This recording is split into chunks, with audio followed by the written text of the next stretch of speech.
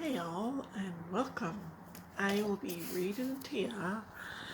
I had trouble in getting to Solla, Sollew by Dr. Seuss. And let's begin. I was real happy and carefree and young, and I lived in a place called the Valley of Vung. And nothing, not anything, ever went wrong until, well, one day I was walking along, and I guess I got careless. I guess I got gawking at daisies and not looking where I was walking. And that's how it started. Sock. What a shock! I stubbed my big toe on a very hard rock, and I flew through the air, and I went for a sail, and I sprained my main bone in the tip of my tail. Now, I never had ever had troubles before, so I said to myself, I don't want any more. If I watch out for rocks with my eyes straight ahead, I'll keep out of trouble forever, I said. But watching ahead, well, it just didn't work. I was watching those rocks, then I felt a hard jerk. A very fresh green-headed Quillian quail sneaked up from in back and went after my tail. And I learned there are troubles of more than one kind. Some come from ahead and some come from behind. So I said to myself, now I'll just have to start to be twice as careful and be twice as smart. I'll watch out for trouble in front and back sections by aiming my eyeballs in different directions. I found this to be quite a difficult stunt, but now I was safe both in back and in front. Then new troubles came from above and below. A shrix at my neck and a shrink at my toe. Now I was really in trouble, you know. The rocks and the quail and the shrix and the shrink. I had so many troubles I just couldn't think. There I was, all completely surrounded by trouble, when a chap rumbled up in a one-wheeler wubble. Young fellow, he said, what has happened to you has happened to me and to other folks too. So I'll tell you what I have decided to do. I'm off to the city of Sollew, on the banks of the beautiful river Wahoo, where they never have troubles, at least very few. It is not very far, and my camel is strong. He'll get us there fast, so hop on, come along. I jumped up behind him, then all throughout that day, the wubble wubbed on in a wubblesome way. The road got more bumpy, more rocky, more tricky. By midnight, I tell you, my stomach felt icky. And so I said, Mister, please, when do we get to that wonderful town? Aren't we almost there yet? Young fellow, he told me, don't start into stew. At sunrise, we'll drive into Solla, and we'll have no more troubles. I promise, I do. But when dawn finally came and the darkness got light, that wonderful city was nowhere in sight. Instead of a city, we ran into trouble. Our camel got sick and he started to bubble. We had to pull him in the one-wheeler wobble. So there we were in a dreadful position. Our camel sure needed a camel physician. Now, doctors for camels are not often seen, especially on mountains. They're far, far between. But we pulled that old wobble and set out to find some doctor while dragging our camel behind.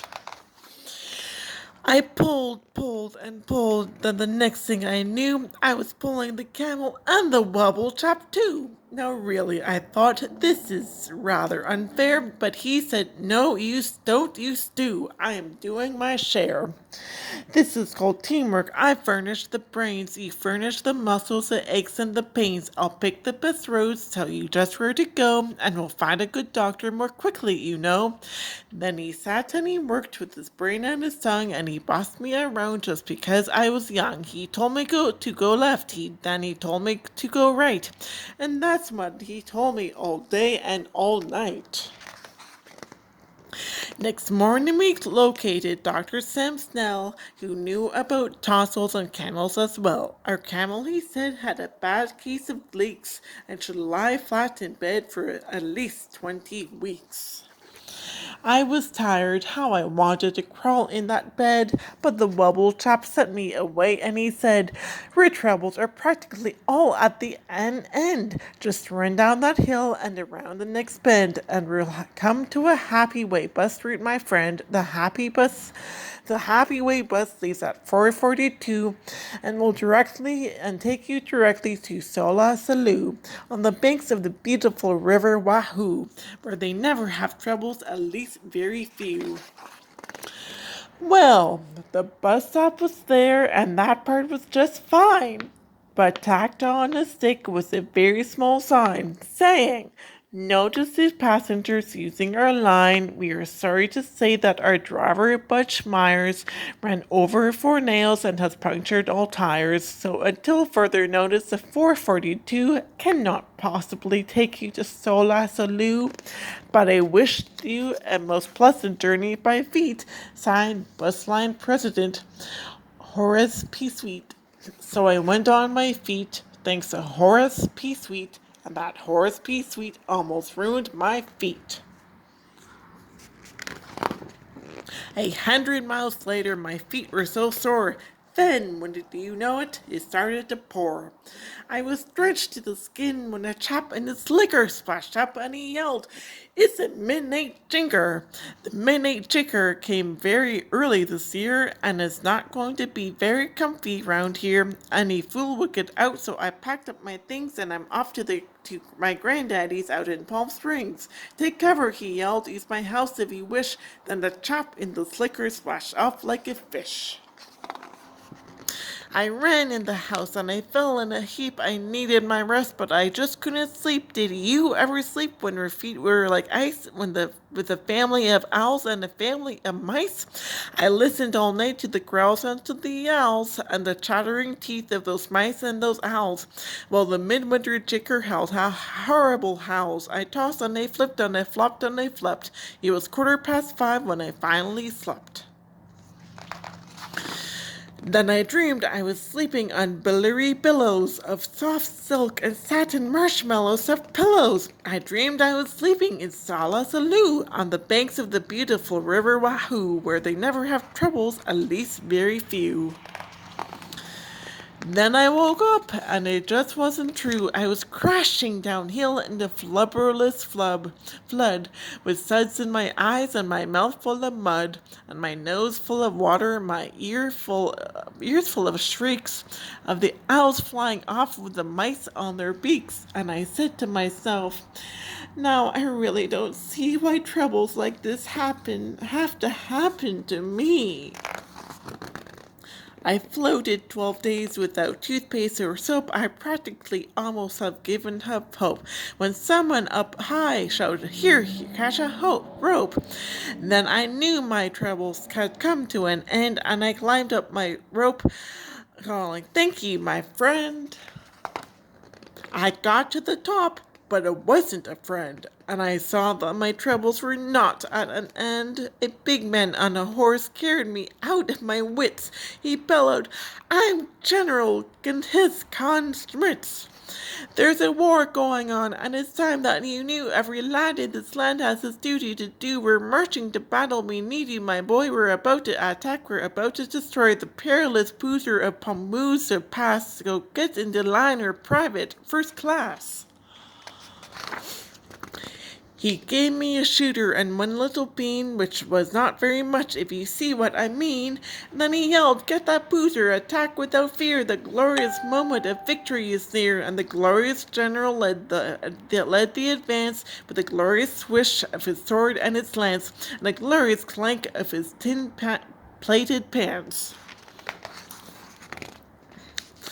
Then we went round the corner and found that, alas, there were more than one Poozer in Pamplemousse Pass, and Genghis Khan Schmitz shouted out to his men, "This happens in war every now and again. Sometimes you are winners, sometimes you are losers. We never can win against so many Poozers, and so I suggest that it's time to retreat."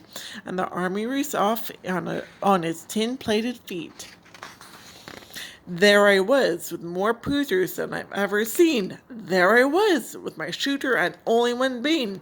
There I was, and I thought, will I ever get through to the wonderful city of Sollew of the banks of the beautiful river Wahoo, or they never have troubles, at least very few? I had terrible trouble in staying alive. Then I saw an old pipe that said vent number 5. I didn't have time to find out what that meant, but that vent had a hole, and and the hole's where I went. Well, that vent where I went was a sort of a funnel that led me down into a frightful black tunnel. The traffic down there was a mess, I must say, with billions of birds going all the wrong way. They bumped me with bikes and they banged me with dishes. I ran into ladders with bottles and fishes. I skated on garbage. I fell in a horn. Troubles I wished I had never been born. I was down there 3 days in that bird-filled up place at least 8,000 times. I fell smack on my face. I injured 3 fingers for both thumbs and both lips. My shin bone, my backbone, my wishbone, and hips. What's more, I was starved. I had nothing to eat, and damp was it damp. I grew moss on my feet. Then, when I just thought I could stand it no more, by chance I discovered a tiny trap door. I popped my head out. The gray sky was sky blue, and I knew what from the flowers I'd finally come through to the banks of the beautiful river Wahoo. I couldn't be far now from Sollew. There it was, with its glittering towers in the air. I've made it, I've done it, alas, I was there, and I knew that I've left all my troubles behind when a chap at a doorway that shimmered and shined waved me a wave that was friendly and kind. Welcome, he said as he gave me his hand. Welcome, my son, to this beautiful land. Welcome to sweet sunny Sollew, where we never have troubles, at least very few. As a matter of fact, we have only just one. Imagine just one little trouble, my son. And this one little trouble, as you will now see, is this one little trouble I have with this key. There is only one door into Sollew, and we have a keep slapping slip-hard we do. With troublesome slip-hard moved into my door 2 weeks ago Tuesday at 3:45. Since then I can't open this door anymore, and I can't get the slipper. It is very bad luck to kill any slipper, and that's why we're stuck, and why no one gets in, and the town's got a pot. It's a terrible state of affairs, is it not?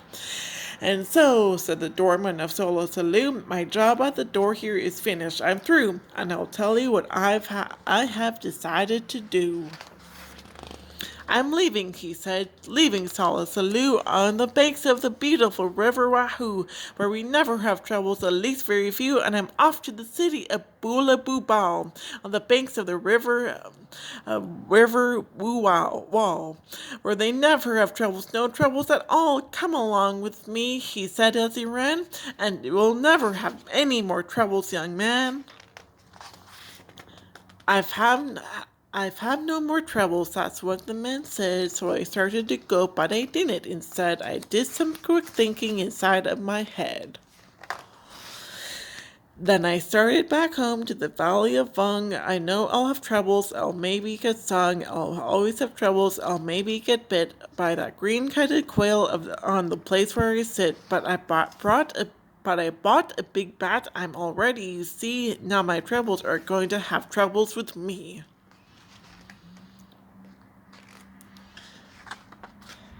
The end.